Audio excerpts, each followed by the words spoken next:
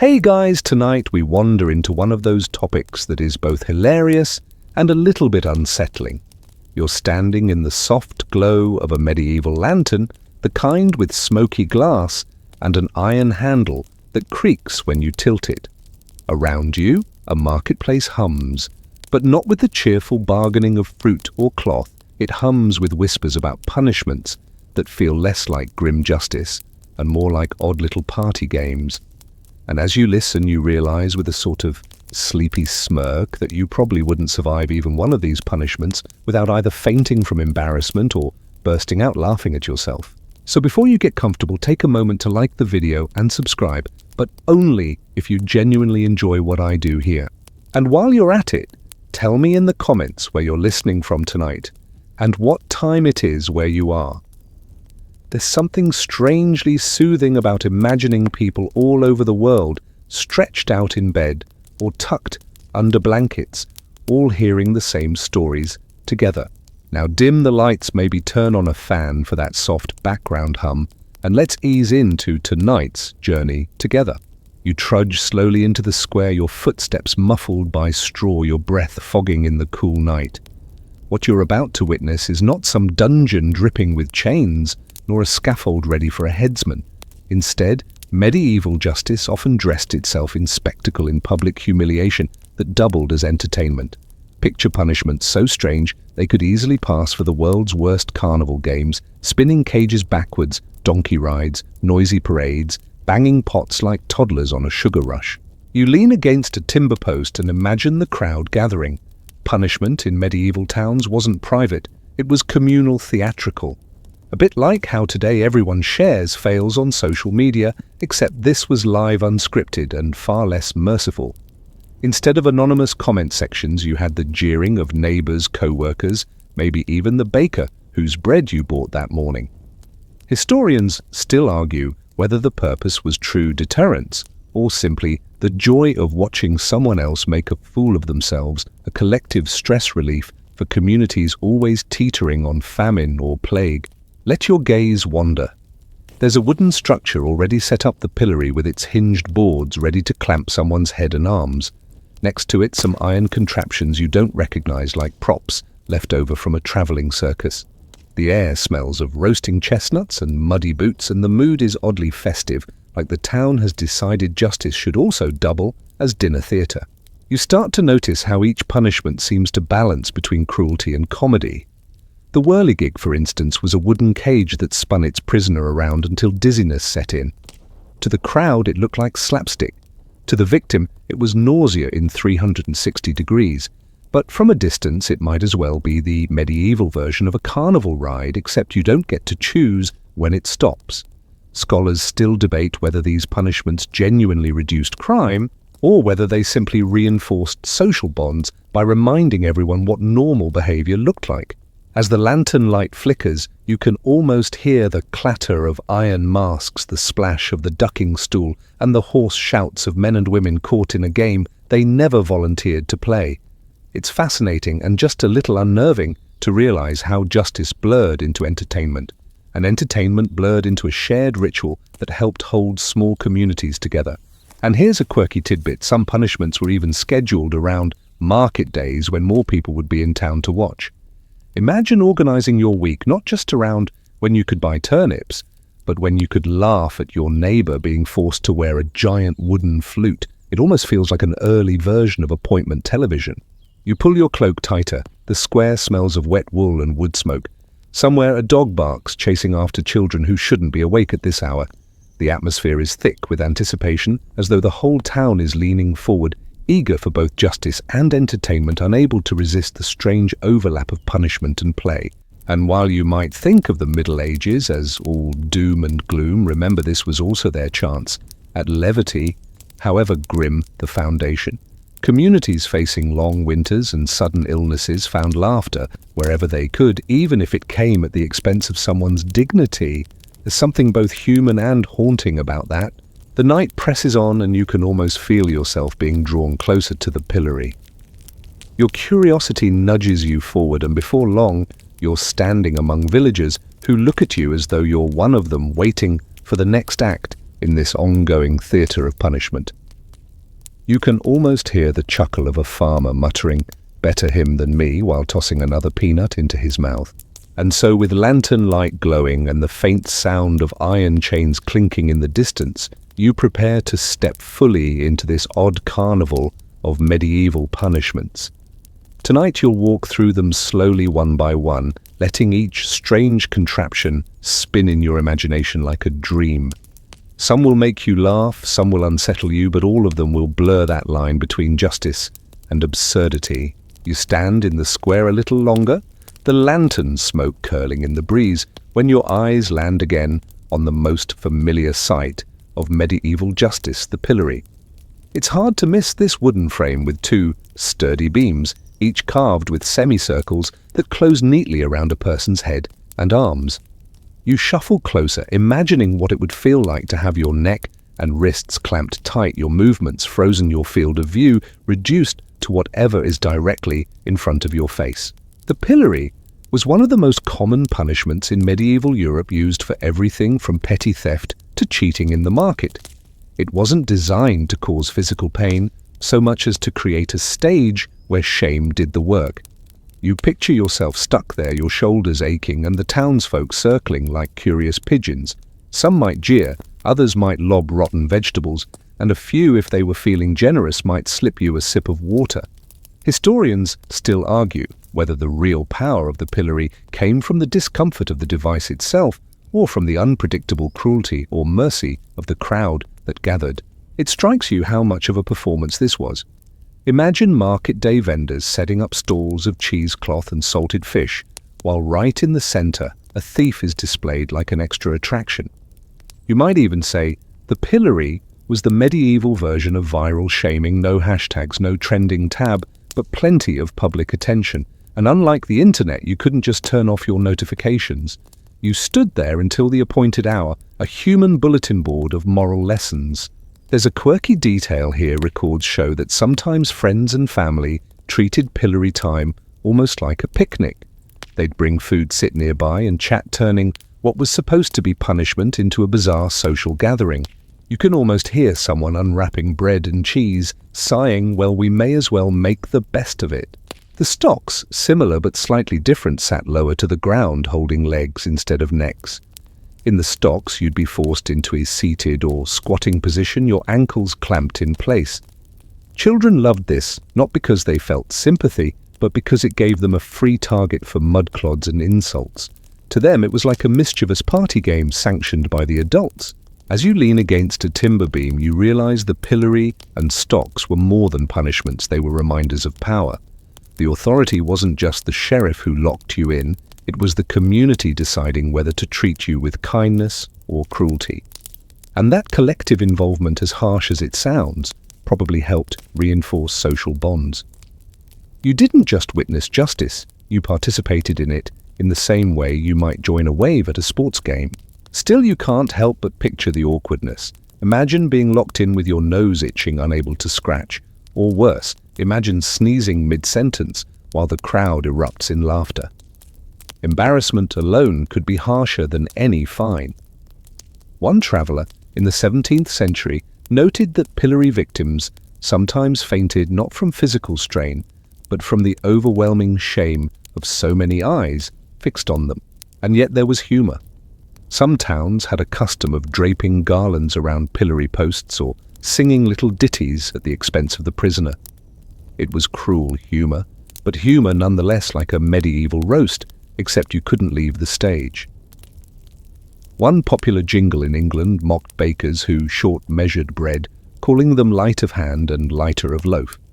That would sting more than a tomato to the face. What's fascinating is how long these devices lingered.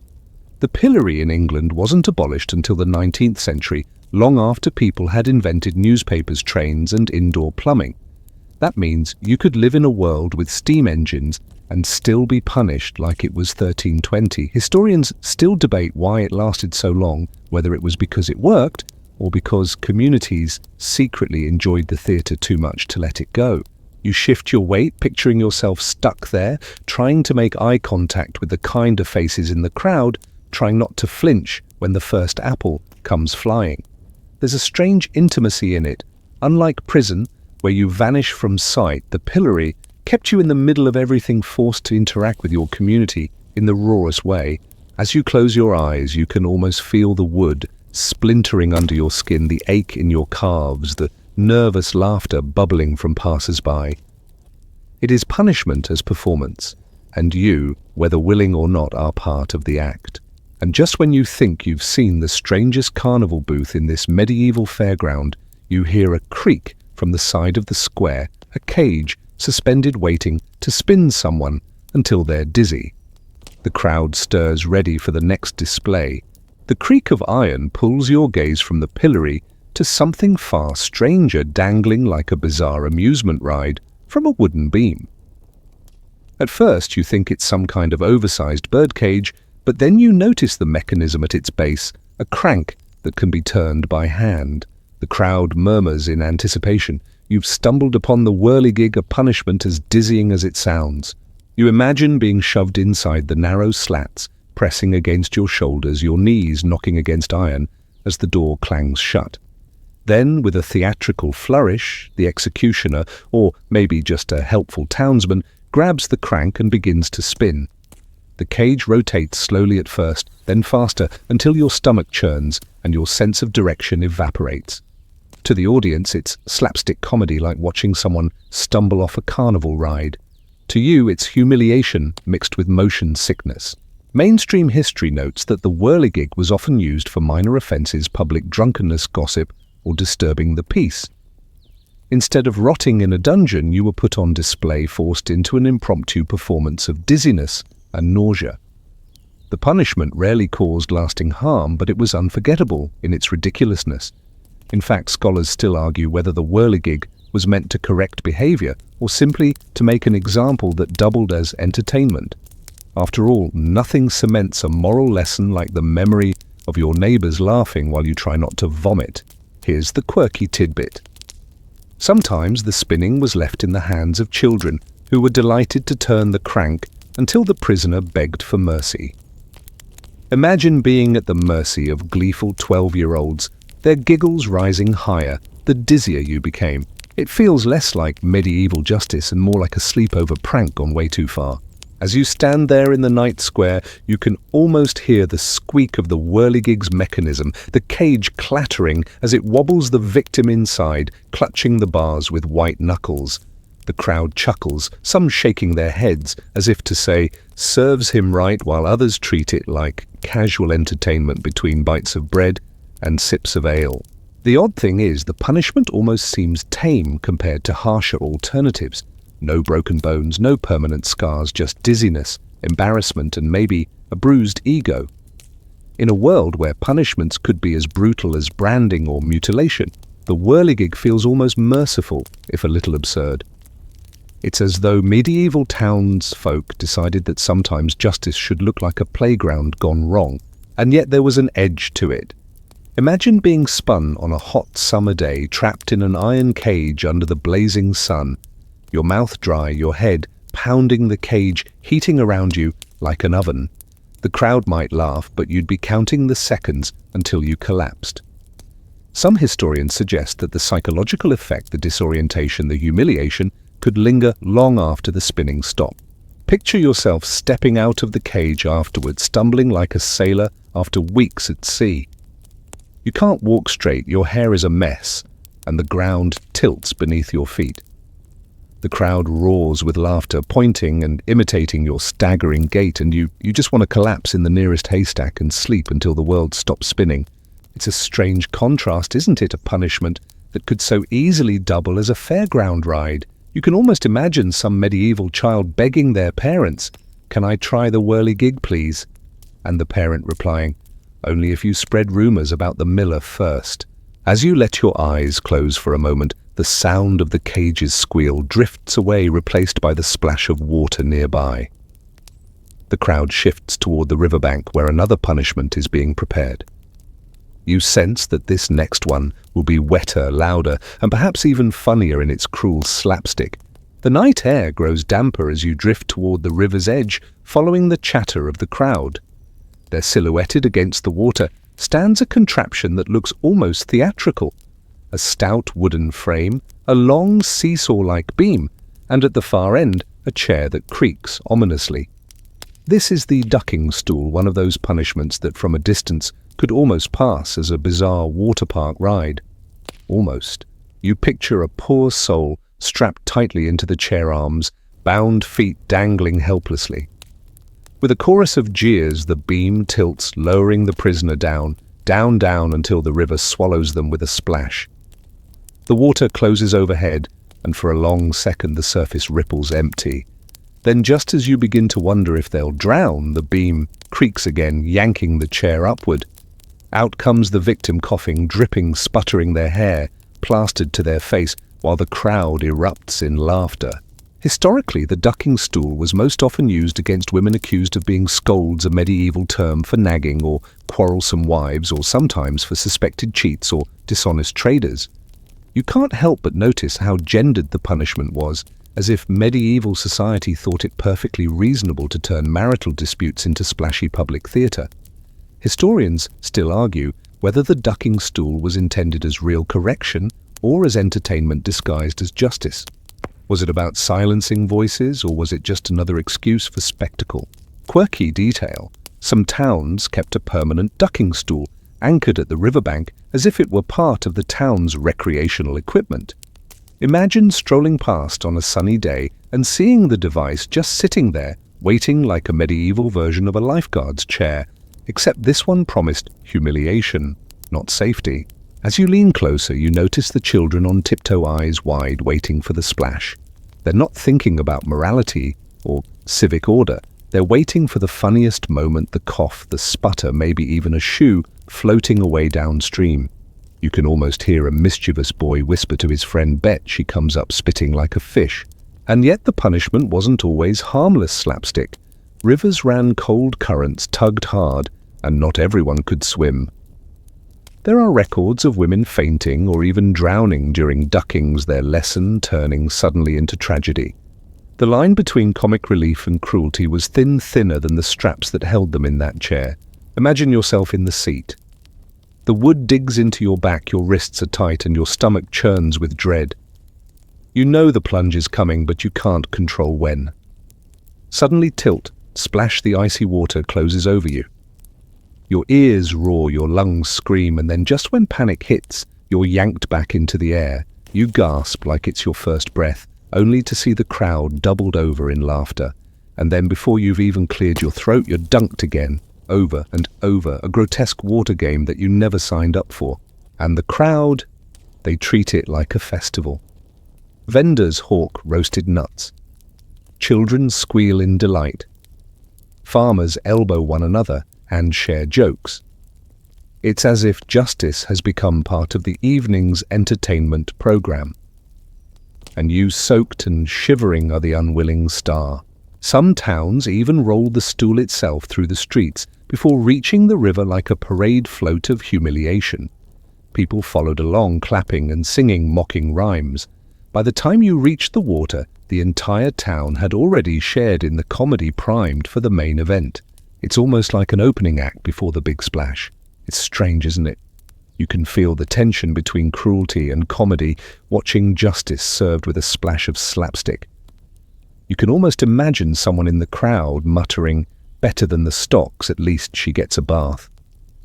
The sarcasm is sharp, but you can't help but smirk at the absurdity.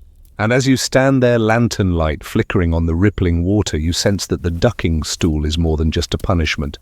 It's a reminder that medieval life, for all its hardship, carried a streak of theatricality.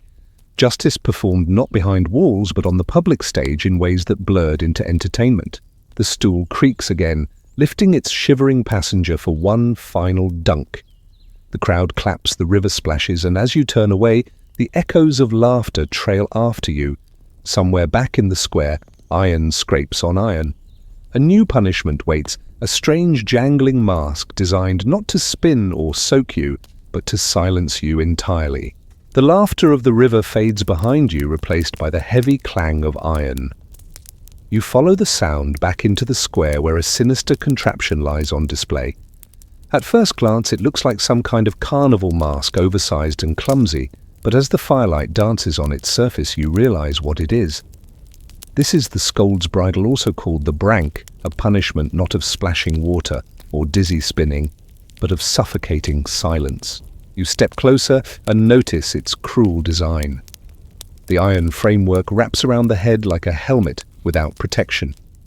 Hinged straps run under the chin across the forehead and down the sides of the face. Some versions even had little bells attached, so that every move jingled with shame. But the worst part is inside a flat spiked plate shaped to fit in the mouth. Once the bridle was fastened, the plate pressed down on the tongue, sometimes piercing it, making speech impossible and swallowing painful. You shiver at the thought. The ducking stool at least gave you fresh air between plunges. The whirligig, for all its nausea, let you shout. But the scold's bridle erased your voice altogether. It was a punishment designed for gossipers, naggers, and outspoken women society's way of saying hush now and keep quiet. Historians still argue whether it was really about curbing gossip or whether it was simply a public symbol of male authority. After all, the device punished not theft or fraud, but words themselves. Here's a quirky tidbit. Some bridles had exaggerated decorations like animal faces, donkeys, pigs, or even demons. Imagine being forced to wear not only a gag, but also an iron caricature that made you look like a barnyard fool. It's part torture device, part Halloween costume, and entirely humiliating. The bells jingling with each step ensured you couldn't slip quietly through town. Everyone heard you coming. You can almost picture the scene. The woman bound and bridled is led through the marketplace by a rope. Her steps slow, her breath heavy. Children follow behind, laughing at the jingling bells, while adults shake their heads or mutter lessons about wagging tongues. It looks like a parody parade, but to the prisoner, each step is an eternity. The debate about the bridle runs deep. Some argue it was rarely used, more of a threat than a daily practice. Others claim it was common enough that many towns kept one ready, polished, and waiting like a tool always at hand. What's certain is that the image stuck. Even today, it's one of the most infamous symbols of medieval punishment, a device that didn't break bones but broke dignity. Imagine yourself inside it for a moment.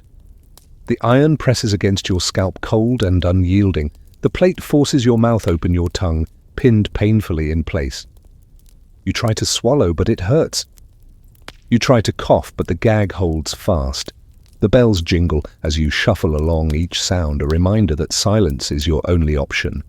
Around you, people laugh, their words flowing freely, while yours are trapped in your own throat. It's punishment not by pain alone, but by the crushing weight of enforced silence. And yet here's where the strange comedy creeps back in. Onlookers often treated it like a farce. The exaggerated masks, the tinkling bells, the spectacle of someone trying to walk stiffly in such an absurd contraption. It was cruel, yes, but also oddly comical, as though society couldn't decide whether it was disciplining or simply entertaining itself. You shake your head at the thought, justice that looked like a costume party gone terribly wrong.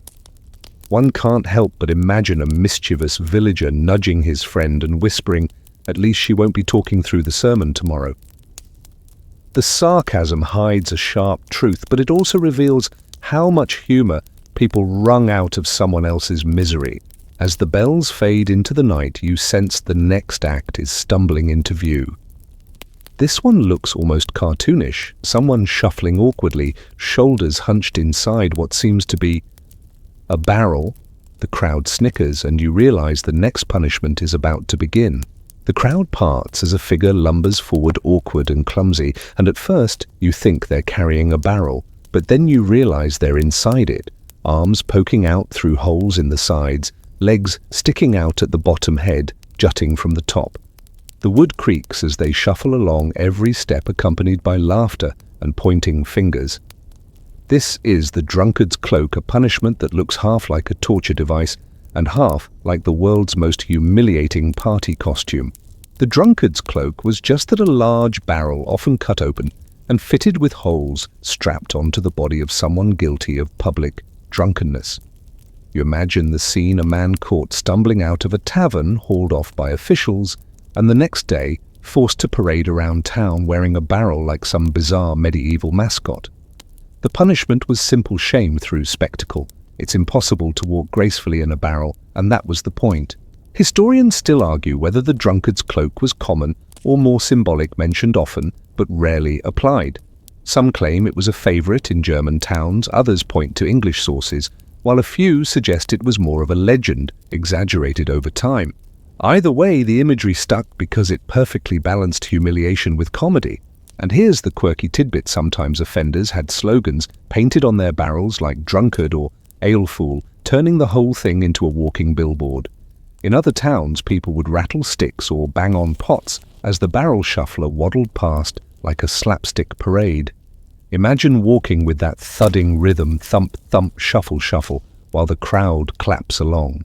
You picture yourself inside the barrel. The wood scrapes your shoulders, your arms feel pinned, your balance is terrible. Every time you try to step forward, the barrel shifts and wobbles. You trip on a cobblestone, nearly fall, and the crowd bursts into laughter. Someone calls out, "Careful they don't spill the wine again." Another mimics your drunken staggering.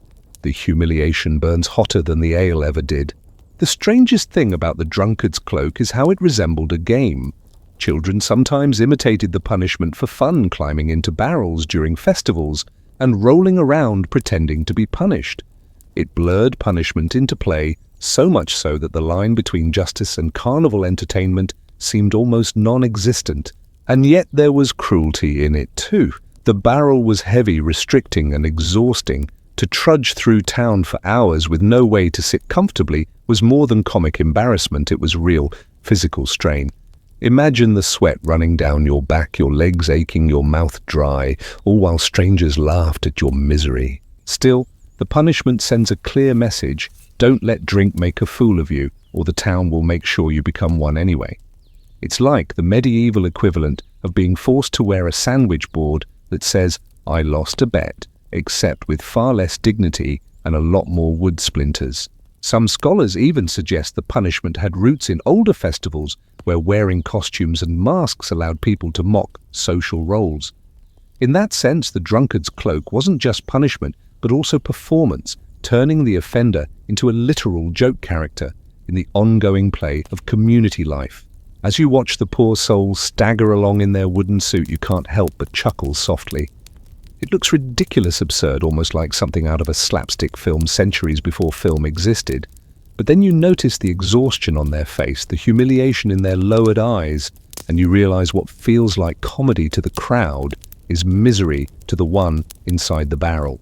The figure stumbles out of sight, the laughter fading behind them, replaced by a strange, metallic clanging.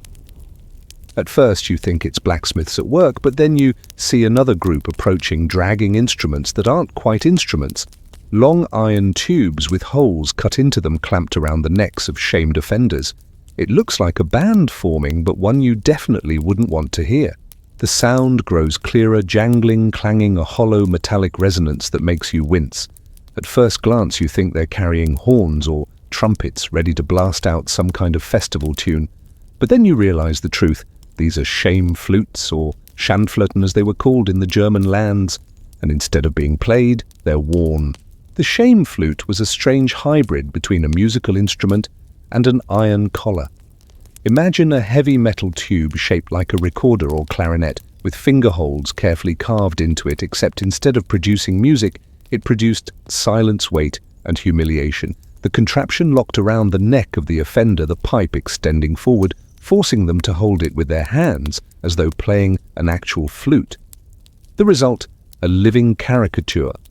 A criminal transformed into a musician of shame parading through the streets. Who deserved this strange punishment? Mostly those guilty of fraud, quarreling, or poor musicianship. Yes, even bad performers could end up forced into this iron gag. You imagine a fiddler in a tavern playing so off-key that the patrons demand justice, and the next day there he is stumbling down the road locked into a flute he cannot play. The message was clear: if you disturbed the harmony of society, you would become a silent, mocked musician. The absurdity of it stands out. Picture a grown man or woman, iron collar tight around the throat pipe, jutting outward like the world's least convenient accessory. Children chase behind, pretending to play along on imaginary flutes. Villagers whistle and jeer, play us a tune. Every step echoes with the clatter of iron. The person's wrists forced into place by chains or straps ache from holding the weight.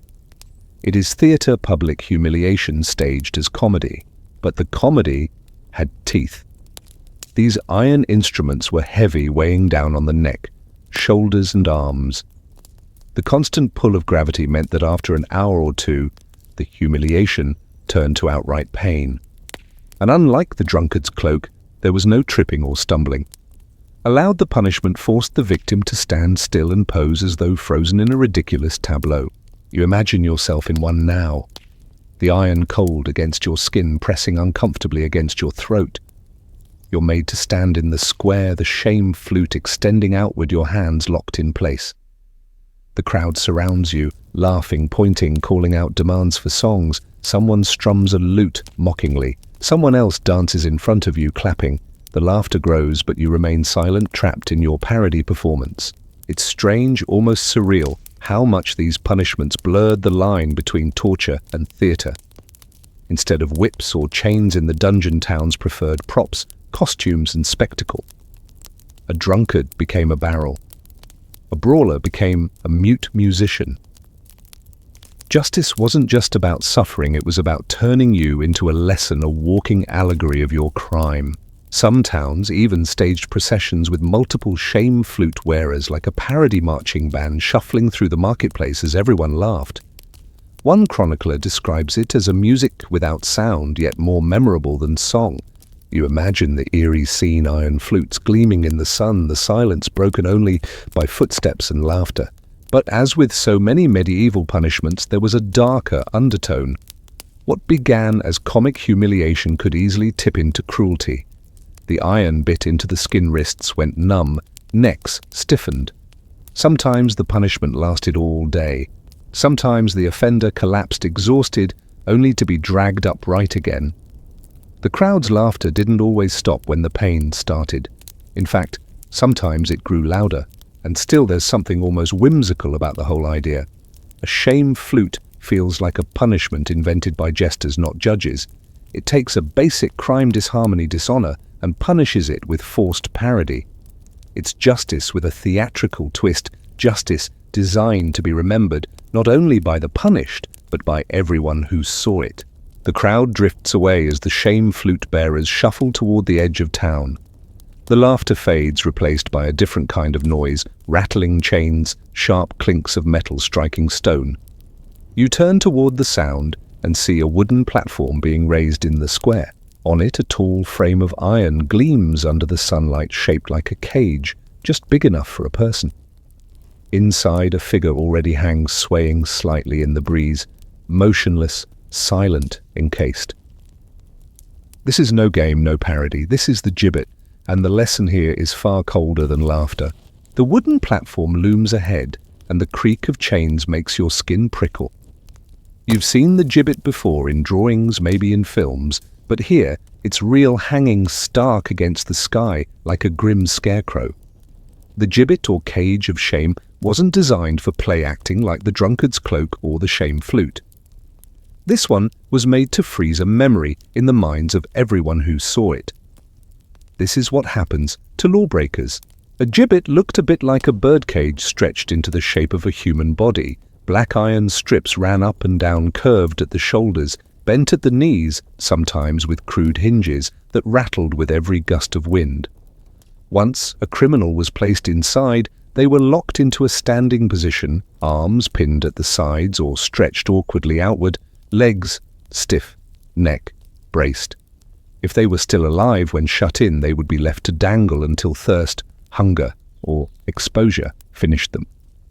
More often, though, the body of an executed person was strapped in afterward, left to hang above roads or town gates. The purpose wasn't punishment anymore, it was deterrence. Imagine walking home after a market day, the air cooling as the sun sets, and then glancing up to see a human form swaying overhead. You'd pause, stare, and silently note the warning. For days, sometimes weeks, the figure remained a part of the landscape. Ravens perched on the frame.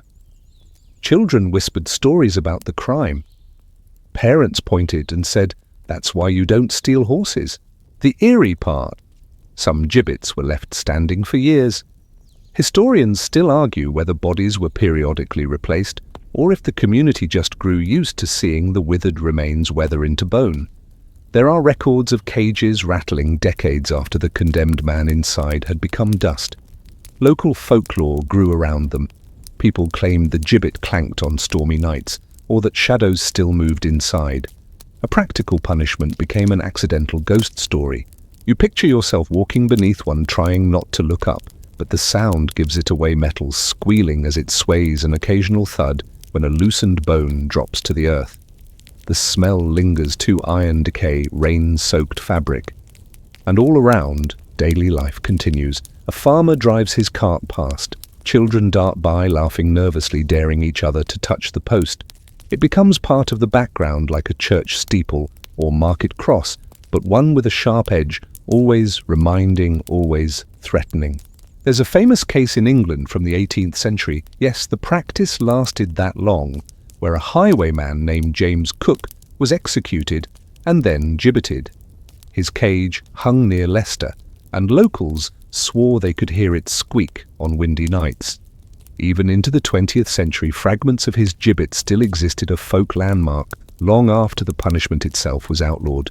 But back in the medieval square, you notice how the gibbet shifts the tone of justice. Earlier punishments had elements of farce, the barrel, the flute, the parade. Here, humour vanishes. The gibbet is raw intimidation, and it works, without words, without crowds. One dangling body can replace 1,000 sermons. And yet, oddly, it also became a kind of grim curiosity. Travellers stopped to stare. Local guides pointed them out proudly, as though saying, "This is what our town does to thieves." Some communities even bragged about how many cages they had, like trophies. Was it justice or just spectacle? Historians still debate whether gibbeting was more about punishing criminals or feeding a society's hunger for the macabre. You can almost hear the silence of a crowd dispersing after a public hanging, leaving just the cage behind. The wind whistles through the gap's raven's core, and the horizon looks a little emptier. Justice, once noisy and theatrical, has turned into something quieter, heavier, almost meditative in its cruelty. But the mood shifts again as you leave the platform. Ahead by the old town gate, you notice a different kind of stage being prepared. There's no cage, no scaffold, no iron, just a bench, a tall chair, and a long wooden frame that looks like the remains of a carnival ride. Villagers gather not with fearful silence, but with a buzz of anticipation, as though waiting for a comedy act to begin. The punishment about to unfold is as ridiculous as the gibbet was grim. It's the cucking stool, and you're about to watch someone get dunked like a wayward carnival clown. You step closer to the town gate, where laughter hums through the air, like the warm buzz before a festival. At first it feels strange, after the silence of the gibbet, but then you see the contraption and realize why the mood has shifted. The villagers are gathered around a wooden frame with wheels, a stout bench attached to a long lever, and beyond it, a pond, the infamous cucking stool. The setup is deceptively simple. A wrongdoer sits strapped to the bench, the lever swings, and down they go, splash into the muddy water. Unlike the gibbet's endless finality, this punishment thrives on rhythm. Dunk, lift, laugh, repeat. Each splash is a punchline, and each gasp for breath fuels the crowd's mirth.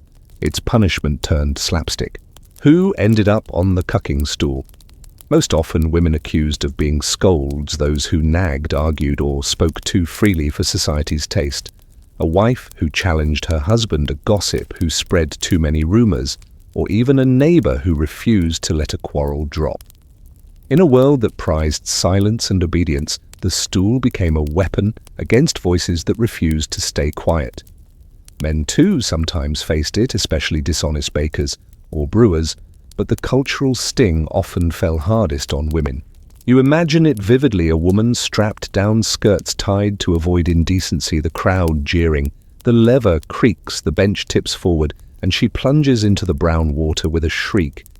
When she emerges sputtering and soaked, the laughter swells. She is swung up again, held dripping for a theatrical pause, then dunked once more. You can almost hear the wooden frame groan under the weight, the splash echoing across the pond, the ripples spreading like gossip itself. and the jokes practically write themselves. Someone yells, "Cool off that tongue." Another adds, "Bet she won't nag her husband tonight." The cruelty hides behind humor, but the humiliation cuts deep. This is no carnival game, it's a forced spectacle meant to drown dignity in mud and laughter. One quirky detail: some towns mounted the stool on wheels and paraded the accused through the streets before the dunking. Imagine being trundled along in your soaking seat like the star of a parade no one wants to join. Children ran alongside, neighbors pointed, every corner of the community had a chance to see you before you hit the water. And yet, as harsh as it sounds, the punishment rarely killed. The dunkings were measured, sometimes 3, sometimes 5, enough to terrify, but not always enough to drown. Still, the danger lingered. A poorly timed plunge, a panicked gasp, or a heavy hand on the lever could turn comedy into tragedy. Historians still argue whether the stool's role was primarily corrective comedic or coercive control of women's speech. Perhaps it was all three. You lean against the wooden rail watching one dunk after another. The water sloshes out, soaking the ground. The offender's hair plasters to her cheeks, dripping down her chin. The crowd grows louder, feeding on her humiliation. You notice, too, the shift in her posture. The straight-backed defiance at the start slowly gives way to a weary slump. That's the real punishment, not just the cold water, but the slow erosion of dignity under 100 staring eyes. And still you can't help but notice the theatrical absurdity. It's part punishment, part puppet show. A stool on a lever becomes society's stage where ordinary villagers act out their values through laughter and mockery. It almost feels like a medieval game show. Will she talk back again? Stay tuned for another splash. By the time the dunkings are finished, the offender is hauled up, dripping and shivering, and released. The crowd disperses, satisfied. The pond grows still again, ripples fading into silence. The stool creaks as it's wheeled back to its place near the gate, waiting for its next performer. But not all punishments relied on water cages or costumes. Sometimes the stage was a stone street itself, and the costume was an invisible one, the crushing weight of shame. As you wander back into the marketplace, you notice the heavy wooden frame of a pillory standing near the church wall. The holes are waiting, one for the head, 2 for the hands, and the punishment it offers is simpler, yet somehow heavier than all the barrels and flutes combined. The pillory waits for you in the square, its timbers weathered, smooth by years of use. Unlike the noisy dunkings or jangling shame flutes, this punishment is stark and silent. A heavy wooden beam with 3 oval holes, 1 for the head, 2 for the hands, sits atop a sturdy post. You can almost hear the thud of the beam dropping shut, trapping the offender in its grip like a vice. At first glance, it doesn't look as theatrical as the cucking stool or as grim as the gibbet, but the pillory thrived on its simplicity. Once locked in, the victim became a living display, immobilized, forced to meet the eyes of everyone who passed. Unlike the stocks which pinned your feet, the pillory trapped you upright, forcing an awkward stoop that strained your back and shoulders. After a few minutes, the muscles burned. After an hour, the pain crawled deep into your bones. The punishment wasn't only physical, it was social. A thief, a liar, or a corrupt official might find themselves in the pillory, staring at the very townsfolk they had wronged, and the crowd rarely stayed passive. Rotten vegetables, mud dung, and the occasional sharp stone sailed through the air. The unlucky prisoner became a target for every grudge, every prank, every pent-up laugh. In some cases, friends or family tried to shield them with umbrellas or cloaks, but more often the community relished the chance to strike back. You picture yourself locked in now, the wooden boards close around your neck and wrists pinching tight. Your chin digs awkwardly into the wood, and your shoulders ache from being held forward.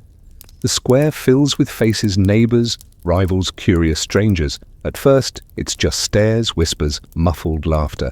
Then a splash, a rotten tomato bursts on your cheek. The sting surprises you, but the laughter it sparks cuts deeper. Soon more missiles fly, each impact punctuated by jeers. Someone calls out your name, twisting it into a cruel nickname. Someone else shouts the details of your crime. Every word, every laugh lodges heavier than the beam itself. The pillory had one strange paradox: it could destroy you socially, or it could elevate you. If the crowd despised you, the ordeal was crushing an endless rain of filth and shame. But if they sympathized, the pillory turned into a rallying point. Some political dissidents, like pamphleteers in early modern England, used their time in the pillory as a stage cracking jokes or shouting back at their enemies. Supporters sometimes cheered them, even brought food and drink, turning punishment into protest. Historians still debate whether the pillory's true purpose was humiliation deterrence or simply crowd entertainment. The physical pain, though, was undeniable. The strain on the neck and wrists could cut off circulation, leaving hands swollen and numb. If left too long, the skin blistered, the joint stiffened, and the victim collapsed when finally released. And always, the public gaze made the suffering harder to bear. You couldn't hide your face. You couldn't look away. The pillory forced you into a living tableau of disgrace. And yet there's that faint absurdity again. In some towns, children brought props, fake crowns, wigs, or masks to put on the pilloried person. Adults joined in with bawdy songs or jokes. It was part punishment, part carnival sideshow, with the offender as unwilling star. Imagine being stuck in place while someone balances a cabbage on your head or paints your nose red with berries. Painful, yes. Humiliating, definitely. But also strangely theatrical. Standing here in the marketplace, you see how seamlessly these punishments blurred into performance. Justice wasn't hidden away in a courtroom. It was acted out, sung, splashed, dunked, and displayed in the open air. Every punishment was also a play, and every villager was both audience and actor. As the pillory creaks open and the offender stumbles free, rubbing their wrists, the crowd disperses again. Life resumes. You wander away from the square past the bakery and smithy until you catch the scent of wood smoke. Ahead, in a small courtyard, another spectacle is unfolding. A circle of townsfolk gathers, eyes wide, as someone kneels on the ground, bound in a posture of humiliation. An iron collar gleams above them, attached to a towering wooden frame. This isn't about rotten food or playful props. This is the collar and kneeling stone, a punishment where stillness itself became the cruelest weight of all. You step into the courtyard where the air feels heavier, as though sound itself has been muffled. In the center, a figure kneels on a rough stone slab, arms bound, head bent under the weight of an iron collar chained to a tall post. The crowd is smaller here. No rowdy laughter, no flung vegetables, just quiet stares. This is the collar and kneeling stone, and it's less about slapstick, more about endurance. The setup looks deceptively simple. A flat stone forces the knees into a hard, unforgiving posture. The iron collar fixes the head and neck in place, tethered just tightly enough that every movement feels strained. Minutes stretch into hours. The weight of the body presses bone against stone until sharp pain shoots through legs and back. Unlike the pillory or the stool, this punishment doesn't need noise or spectacle. The stillness itself does the work. Offenders condemned to this could be thieves, blasphemers, or simply those who angered local authorities. In some parishes, it doubled as a penance for religious crimes, mocking the clergy skipping church or gossiping during sermons. Imagine kneeling in full view of your neighbors every Sunday, chained like a living reminder of disobedience, while everyone else files into church.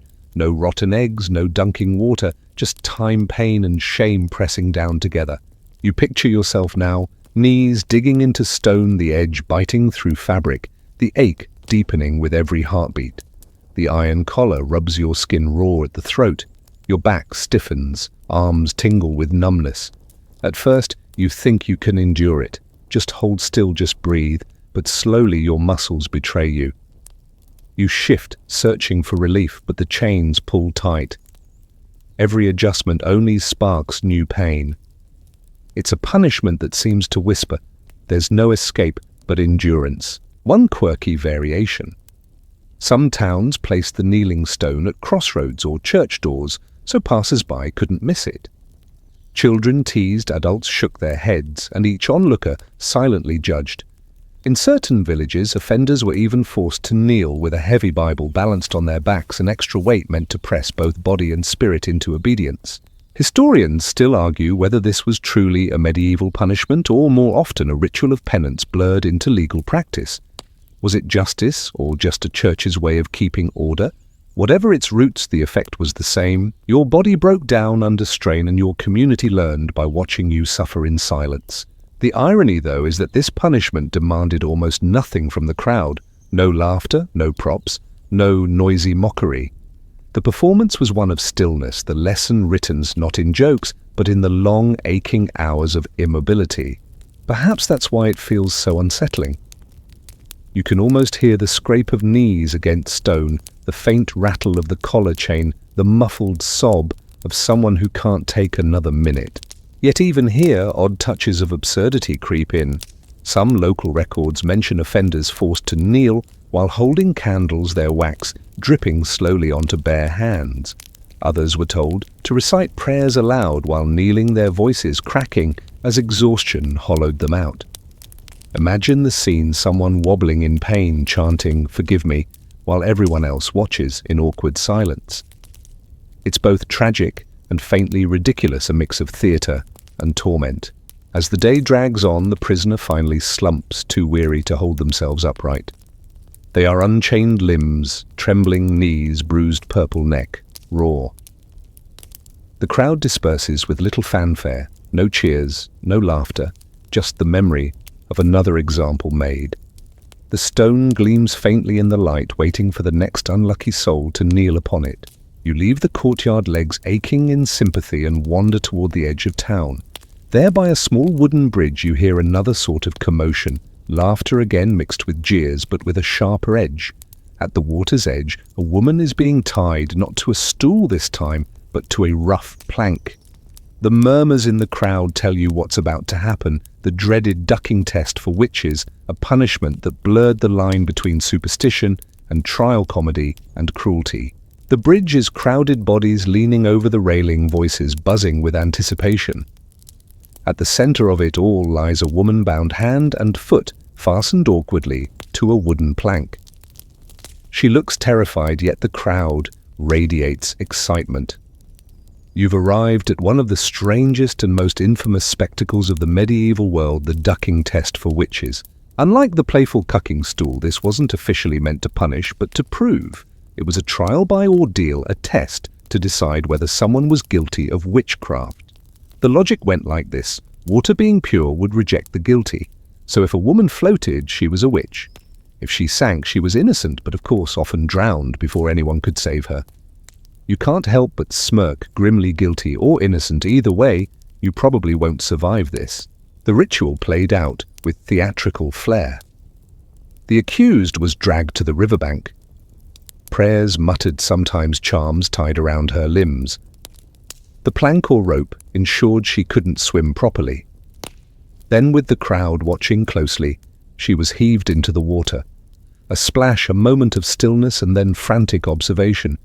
Did she rise? Did she sink? Every bubble became evidence, every twitch of a limb a possible sign of the devil's hand. You imagine standing there now, leaning over the railing as the woman hits the water. Her skirts balloon around her, her face contorts as she gasps. The crowd roars. Some laugh nervously, others whisper in awe. A child cries out. She floats, while another insists. No, she sinks. The absurdity of it all strikes you, an entire community hinging someone's fate on whether water treats them like driftwood or stone. And the outcome. If she floated, she was hauled out, often beaten or burned as proof of her witchcraft. If she sank too quickly, she might be dragged out too late, lifeless but vindicated. The phrase "damned if you do, damned if you don't" feels invented for this very moment. Historians still argue whether ducking was genuinely widespread in the Middle Ages or more of an early modern obsession, but the image endures: water as a jury, chance as a judge. There's a strange carnival flavor here too. The crowd cheers at the splash, gasps at the struggle, and shouts over each other like gamblers placing bets. It becomes less a trial and more a riverside entertainment, with the accused as unwilling performer.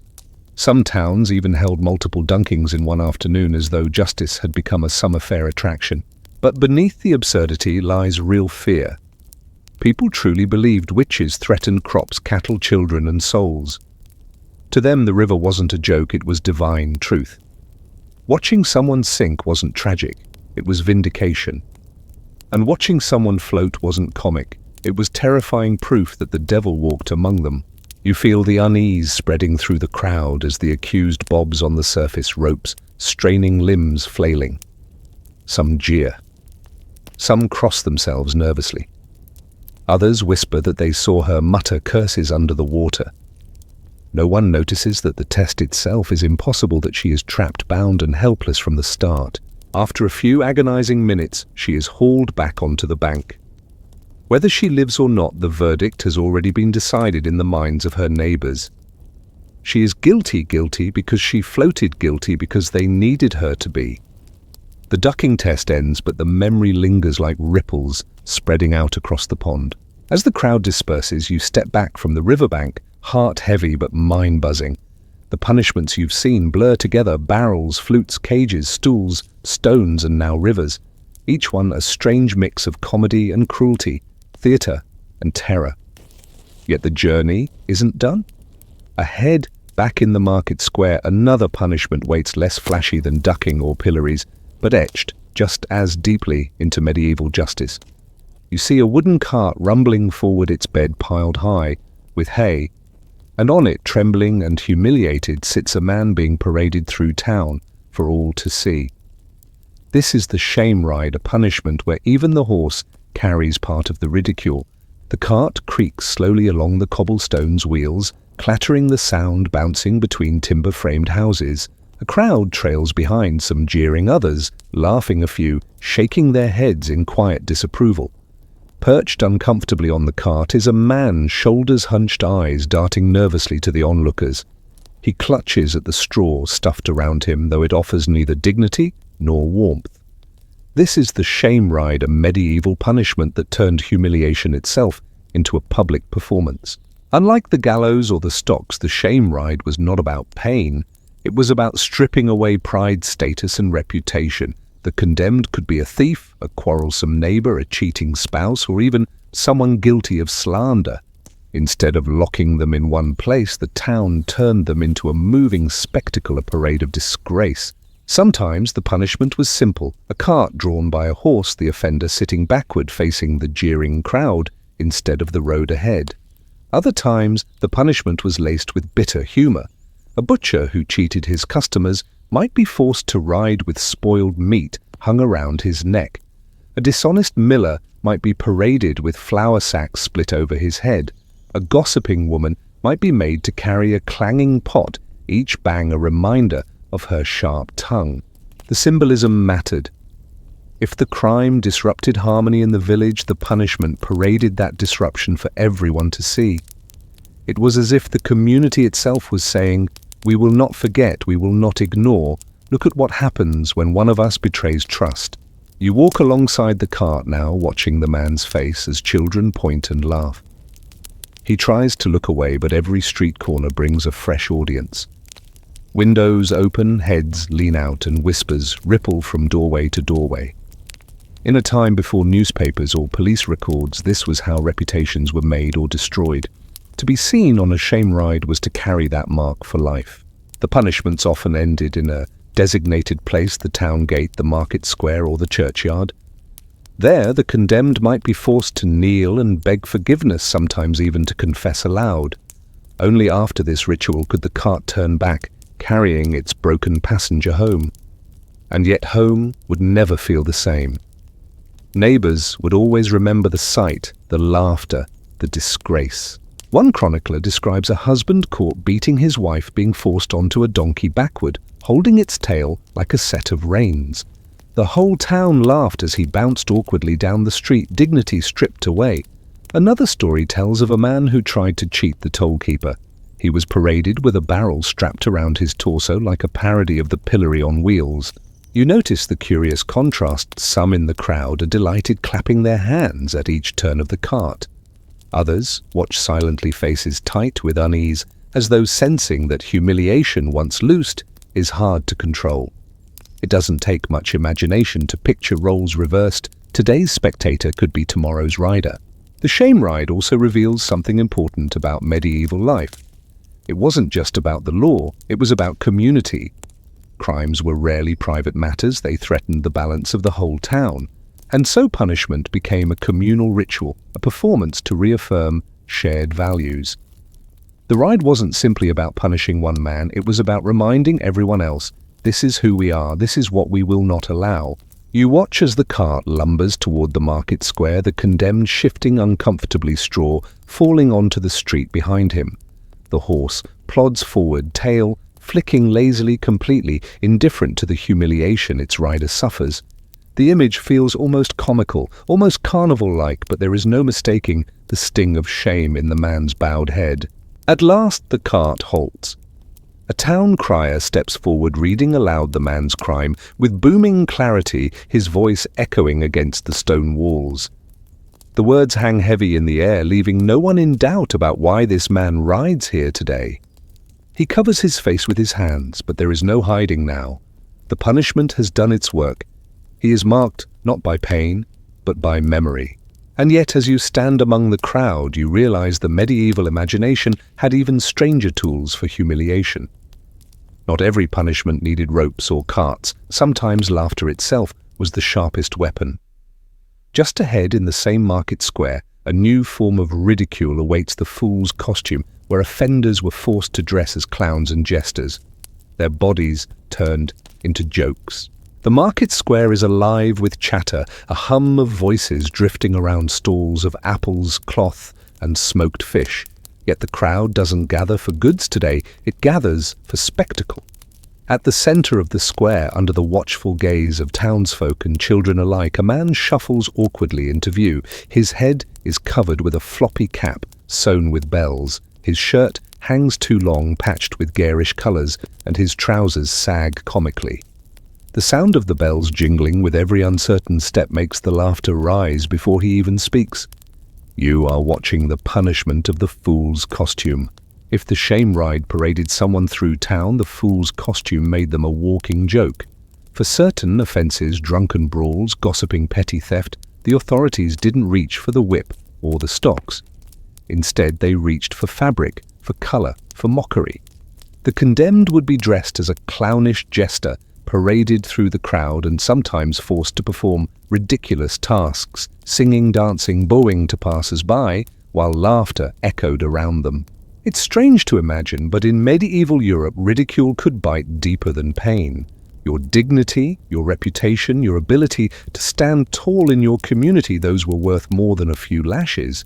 And so to be made a fool, quite literally, was a punishment both cruel and theatrical. Historians still argue whether these costumes were direct descendants of carnival traditions or if carnival itself evolved from such punishments. Some claim the boundary between ritual festivity and legal humiliation was deliberately blurred. A punishment that looked like a festival meant more people would watch, more people would laugh, and the lesson would spread further.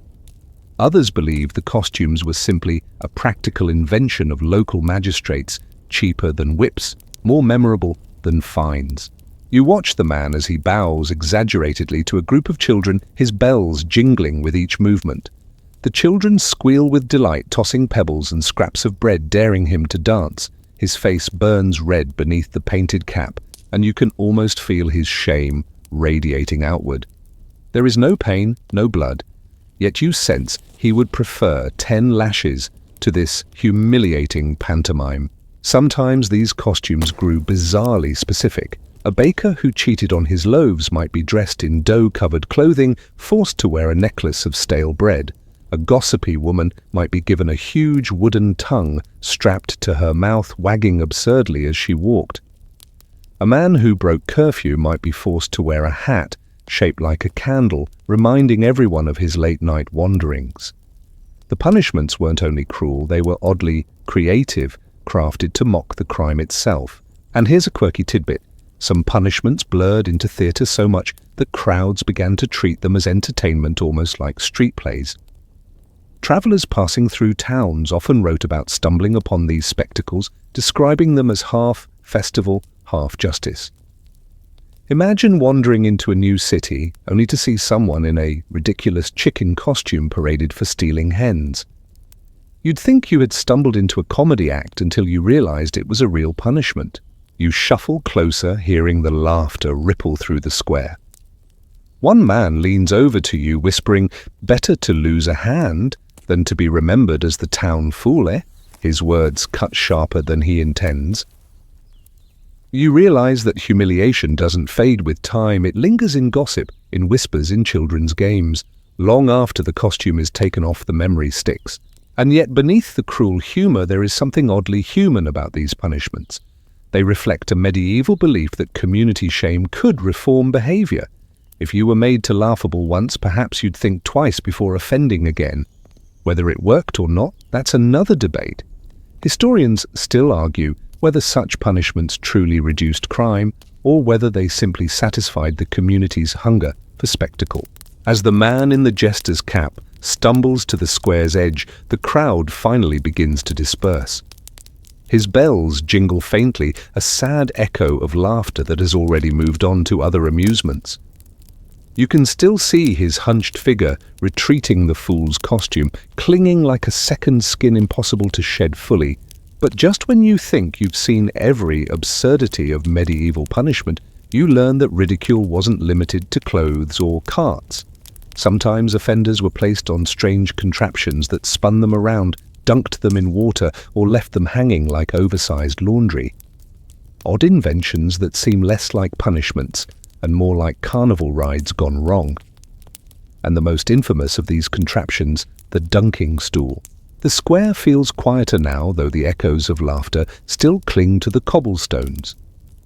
You wander a little farther, following the path toward a wooden frame set up near a pond. At first glance, it almost resembles something playful like a rustic swing without the joy. Two beams support a long plank, and at the far end of the plank is a sturdy chair, bolted in place. You realize you're looking at the infamous dunking stool. The setup seems harmless enough: a chair, a lever, a body of water. But in the medieval imagination, this contraption became a favorite tool for humiliating offenders, especially those accused of gossip scolding or so-called witch-like behavior. You picture a woman strapped to the seat skirts, tied down, arms bound. The lever creaks as townsfolk lower her into the murky pond. The water closes over her head, bubbling while the crowd bursts into shouts and jeers. Then up again, she goes dripping and gasping, only to be plunged under once more. It's punishment as public theatre part, torture part, carnival ride. And here's the oddest thing: dunking stools weren't always built by legal authorities. Sometimes whole villages chipped in to construct them, as though buying a new community bench or repairing the town well. Except this bench was built for scolds and outcasts, and its purpose was ridicule wrapped in splashing water. You imagine the sound of it, the squeal of iron hinges, the slap of water, the roar of laughter. Children probably chased each other near the pond, imitating the motions, turning punishment into playground game. And the accused, she became the unwilling center of attention, transformed into living entertainment. Historians still argue whether dunking stools were ever meant as serious tests. Did people believe that witches floated? Or was it simply about the spectacle, the communal thrill of seeing someone punished without bloodshed? Some records suggest townsfolk believed the water itself rejected liars or wrongdoers, so survival became its own mark of shame. Others think the device was never about truth or magic, but purely about humiliation. One quirky account tells of a man, yes, not always women, who was accused of being a common scold. The town strapped him in, dunked him 3 times, and afterward made him march home, still dripping wet, holding the stool's wooden handle like a trophy of disgrace. In another case, the punishment ended not with laughter, but with tragedy. A woman drowned when villagers got too carried away with their dunking. The line between mockery and cruelty was dangerously thin. You watch the pond ripple in your imagination, dark green, with algae reeds swaying gently at its edges. A frog plops into the water with a splash, and suddenly the image feels less amusing, more unsettling. What starts as a party trick can become deadly, when laughter drowns out compassion. And yet, despite its cruelty, the dunking stool reveals something about medieval life, the blurred line between punishment and spectacle. Justice wasn't locked away in courts or prisons. It unfolded right in the center of town, with everyone watching, everyone laughing, everyone complicit. As the last splash fades in your mind, the punishments you've walked through tonight begin to blur together. Shame rides, fools' costumes, branks' masks, and ducking stools. They're all variations of the same theme, turning human frailty into public theatre. They remind you that in the medieval imagination, to lose your dignity was often worse than to lose your skin. Now, as the imaginary crowd disperses and the square grows quiet again, it's time to let the harsh edges soften. You allow the noises to fade, the shouts replaced by gentle silence, the dripping water blending into a calm, soothing rhythm. And so you sink deeper into stillness, leaving behind the noise of cobblestones, bells, and splashing ponds. The medieval streets dim like lanterns being snuffed one by one, each punishment fading into the background, dissolving into something hazy and harmless. The jeering crowds quiet to a whisper, then vanish altogether, leaving only you, the night air, and the soft hush of imagined water lapping gently at the shore. The images grow distant, as though you are watching them through fog, or remembering them from a dream you're already forgetting. The carts, the masks, the awkward costumes, all of them drift away, turning into nothing more than shadows that dissolve in the dark. Even the dunking stool, with its rough beams and rusty hinges, sinks beneath the surface, disappearing in slow ripples until the pond is still and glassy. You breathe slower now, your body heavier, sinking into whatever surface cradles you. The weight of the day slides away, the tension in your shoulders softens, and the rhythm of your breath steadies into a calm tide. The journey has been long, winding through centuries of strange rituals and punishments, but here at the end, all that remains is quiet. Allow yourself to rest in that quiet, to let the mind unclench from curious histories and drift instead into the gentlest of dreams. Let the last scraps of laughter fade into nothing, and imagine only peace, a blanket pulled snug around you, the night humming softly outside. You are safe, you are still, you are ready to sleep.